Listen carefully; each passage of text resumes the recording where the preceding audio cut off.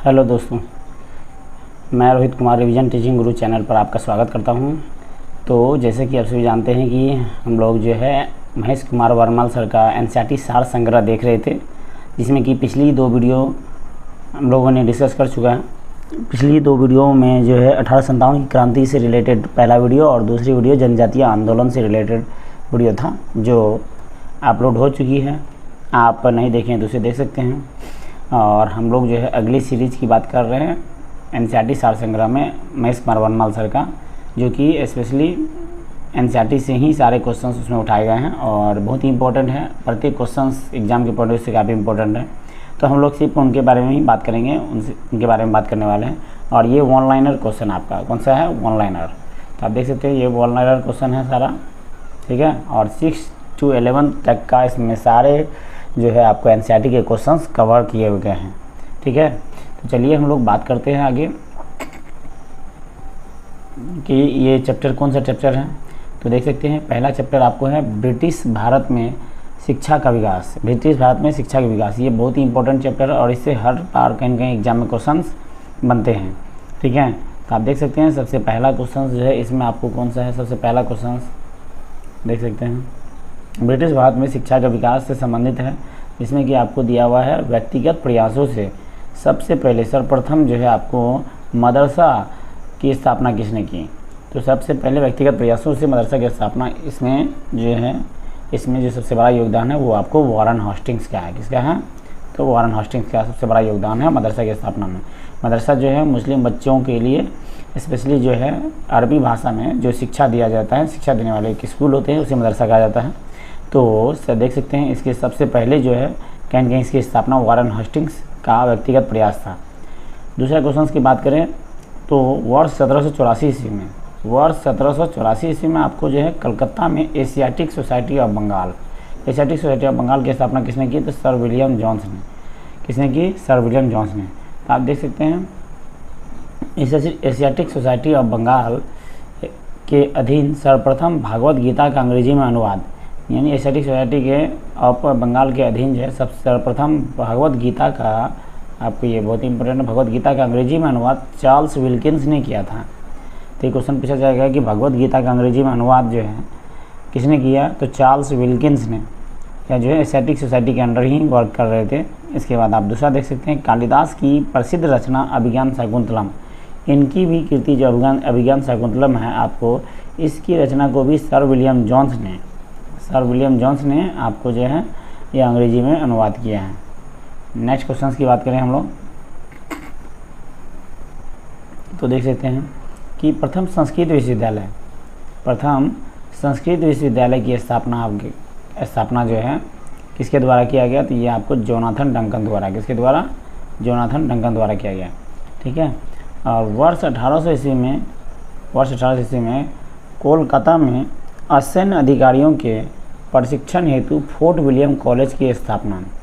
तो आप देख सकते हैं कि कलकत्ता में 1800 ईस्वी में असैन्य अधिकारियों के प्रशिक्षण हेतु फोर्ट विलियम कॉलेज की जो स्थापना की गई है, ये आपको लॉर्ड वेलेस्ली द्वारा किया गया है।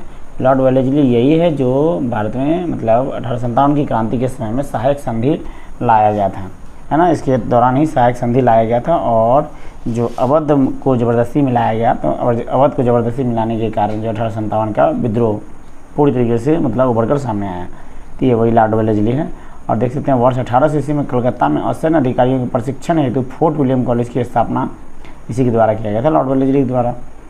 उसके बाद देख सकते हैं किस अधिनियम द्वारा भारत में शिक्षा के प्रचार हेतु 1 लाख रुपये, भारत में शिक्षा के प्रचार हेतु कितने? 1 लाख रुपये आपको जो है 1 लाख रुपये आपको जो है खर्च करने का अधिकार किस गवर्नर जनरल को दिया गया?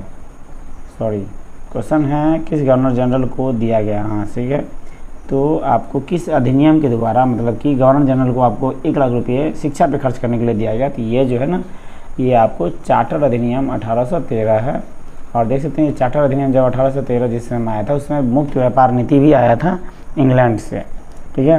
तो चार्टर अधिनियम 1813 के तहत ही जो है गवर्नर जनरल को 1 लाख रुपये भारतीय शिक्षा पे खर्च करने के लिए उन्हें दिया गया था।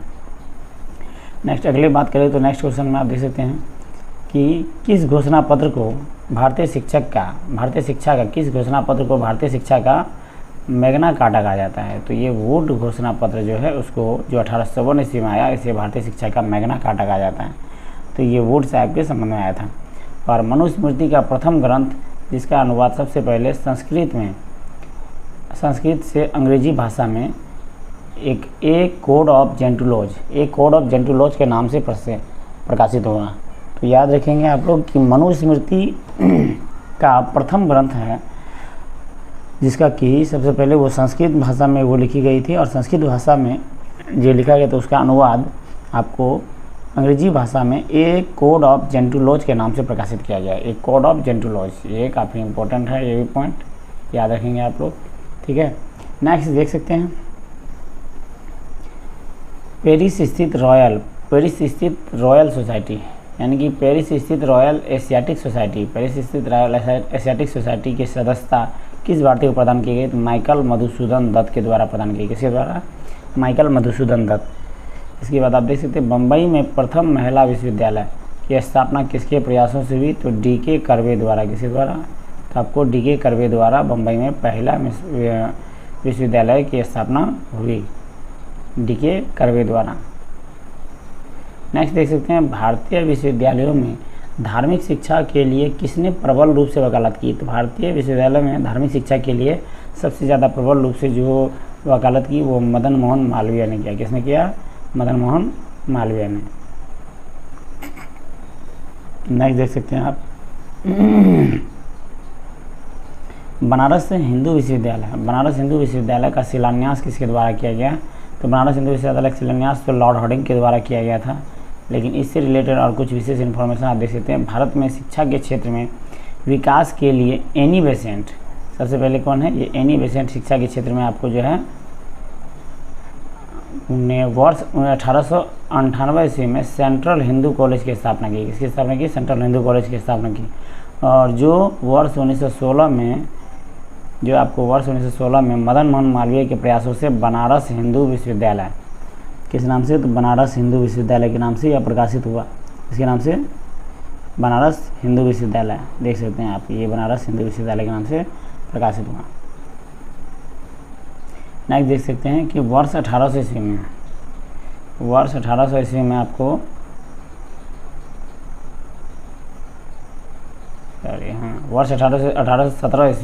वर्ष 1817 ईस्वी में डेविड हेयर के सहयोग से कलकत्ता में हिंदू कॉलेज की स्थापना किसके द्वारा की गई? आप देख सकते हैं ये राजा राम मोहन राय के द्वारा किया गया। किसके द्वारा? तो राजा राम मोहन राय के द्वारा आपको किया गया, राजा राम मोहन राय। ठीक है, तो ये नेक्स्ट बात करते हैं हम लोग अगले टॉपिक पे।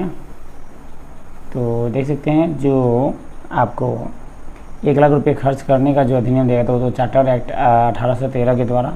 उसके बाद आपको ये देख सकते हैं आंग्ल और प्राच्य विवाद। आंग्ल और प्राच्य विवाद किससे संबंधित है? तो आंग्ल और प्राच्य विवाद भारतीय शिक्षा पद्धति के तरीकों से संबंधित है।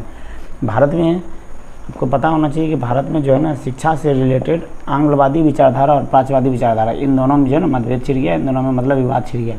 तो प्राच्यवादी विचारों का मानना था कि भारतीय पारंपरिक ज्ञान एवं भारतीय भाषाओं के मतलब हिसाब से चले, जबकि आंग्ल यूरोपीय व्यक्तियों का मानना था कि ज्ञान उन लोगों का मानना था कि ज्ञान जो है ना अंग्रेजी भाषा के समर्थक हो, सभी लोग जो है अंग्रेजी भाषा को ही सपोर्ट करें और अंग्रेजी भाषा में ही शिक्षा दी जाए। लेकिन प्राच्यवादी ऐसा नहीं चाहते थे। प्राच्यवादी का विचार था कि शिक्षा जो है भारत के पारंपरिक भाषाओं में ही हो। ठीक है, तो यहाँ देख सकते हैं आपको ये लिखा हुआ है इसके बारे में। प्राच्यवादी भारतीय पारंपरिक एवं ज्ञान एवं भारतीय भाषाओं के समर्थक थे। इसके बाद देख सकते हैं शिक्षा के संबंध में विख्यात अधोमुखी निस्यंदन सिद्धांत। क्या है? अधोमुखी निस्यंदन सिद्धांत के प्रवर्तक कौन थे?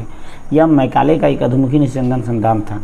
इस सिद्धांत के अंतर्गत मैं बता दूं कि अधोमुखी ये निस्यंदन सिद्धांत क्या था? इसको डाउनवर्ड फिल्ट्रेशन थ्योरी भी कहा जाता है। इसके तहत मैकाले की रणनीति ये थी कि भारतीय लोगों को शिक्षा दे करके उसे उस लायक बनाया जा सके कि उसका खून तो इंडियन हो, खून तो भारतीय हो, मगर वो भाषा जो है ना ब्रिटिशर की बोले, मतलब ब्रिटिशर के हिसाब से चले और विचार उसके दिमाग में ब्रिटिशर के हिसाब से हो। तो यह मैकाले की रणनीति थी जो वो अपनी शिक्षा लाया था मैकाले शिक्षा नीति के तहत। ठीक है, तो नेक्स्ट देख सकते हैं आप। इसके बाद आपको है लॉर्ड मैकाले किस शिक्षा से पद्धति संबंधित है, तो लॉर्ड मेकाले को जो है ना, यह आपको अंग्रेजी शिक्षा से ही संबंधित थी, अंग्रेजी शिक्षा को ज़्यादा वैल्यू देते थे। अगर अगली बात करें तो भारत में आधुनिक शिक्षा प्रणाली कब प्रारंभ हुई, भारत में आधुनिक शिक्षा प्रणाली कब प्रारंभ हुई, तो ये 1835 ईस्वी में लॉर्ड मेकाले के स्मरण पत्र से ये आधुनिक शिक्षा प्रणाली शुरुआत हुई। फिर भारत में आपको नेक्स्ट बात करें तो अंग्रेजी शिक्षा किस वायसराय के शासनकाल में आरंभ हुई, तो ये विलियम बेंटिक के शासनकाल में आपको अंग्रेजी शिक्षा आरंभ हुई। इसके बाद देख सकते हैं आपको कि वुड घोषणा पत्र के सुझाव पर आपको कलकत्ता, मुंबई और मद्रास, ये तीनों जो है आपको कहीं विश्वविद्यालय की स्थापना 1857 के दौरान हुई। 1857 के दौरान तीनों की स्थापना हुई, ठीक है। इसके बाद देख सकते हैं नीचे कुछ पॉइंट, इंपॉर्टेंट पॉइंट लिखा हुआ है कि वर्धा में 1937 में गांधी जी द्वारा प्रस्तुत वर्धा शिक्षा योजना संबंधित है। 1937 में वर्धा शिक्षा योजना लाई गई थी जो गांधी जी द्वारा प्रस्तुत है। इसके बाद आप आगे देख सकते हैं,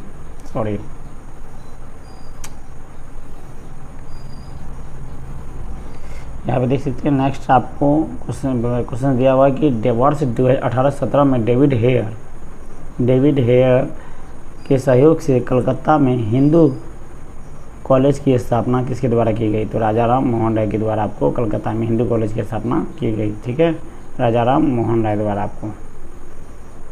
इसके बाद वर्ष 1847 में रुड़की इंजीनियरिंग कॉलेज के रूप में भारत के प्रथम इंजीनियर कॉलेज की स्थापना जेम्स थॉमसन द्वारा किया गया। किसके द्वारा, जेम्स थॉमसन।